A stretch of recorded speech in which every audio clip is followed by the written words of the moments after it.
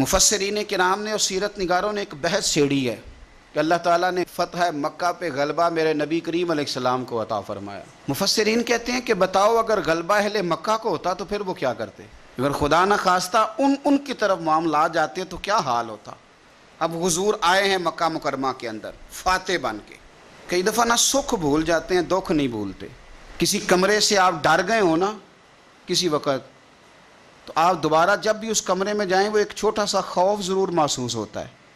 کسی بندے نے تلخ بات کی ہو نا تو وہ پوری طرح بندہ اس کو بھلا نہیں سکتا، کبھی نہ کبھی وہ بات دوبارہ یاد، وہ بندہ سامنے آئے یا وہ مقام ہی سامنے آئے۔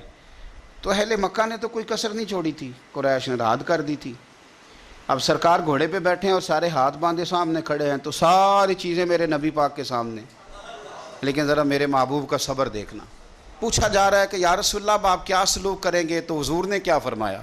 فرمایا وہ سلوک کروں گا جو جناب یوسف نے اپنے بھائیوں کے ساتھ کیا تھا۔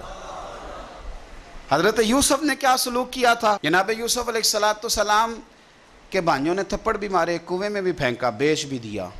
بڑا مشکل کام ہوتا ہے بک جانا، کسی شہزادے کی بولی لگے مصر کے بازار میں، اور یار اس درد کو سمجھو، کسی کے گھر کی بولی لگ رہی ہو تو عورتیں تڑپ اٹھتی، کسی بندے کی بولی لگ رہی، اتنی تکلیف سے ہی حضرت یوسف نے اب بادشاہ بن گئے۔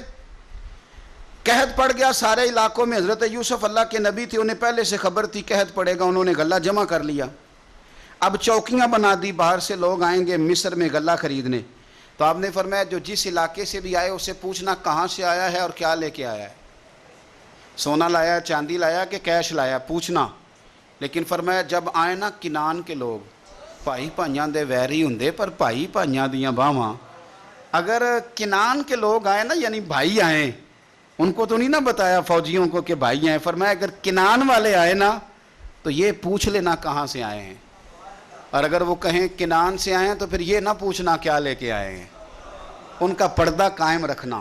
اور وہ آ گئے، ان سے پوچھا نہیں کسی نے، جب آ گئے تو حضرت یوسف نے بہانے سے بھائی بھی روک لیا، غلہ بھی زیادہ دیا، اور جو انہوں نے پیسے دیے تھے وہ بھی دوبارہ بوریوں میں ڈال دیے، پھر اپنے والد کو اور بھائیوں کو بلا بھی لیا، بات طے بھی ہو گئی۔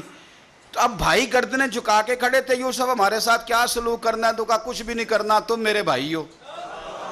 میرے رسول کریم صلی اللہ تعالیٰ علیہ وآلہ وسلم نے فرمایا مکے والوں تمہارے ساتھ وہی سلوک کروں گا جو جناب یوسف نے اپنے بھائیوں کے ساتھ کیا تھا۔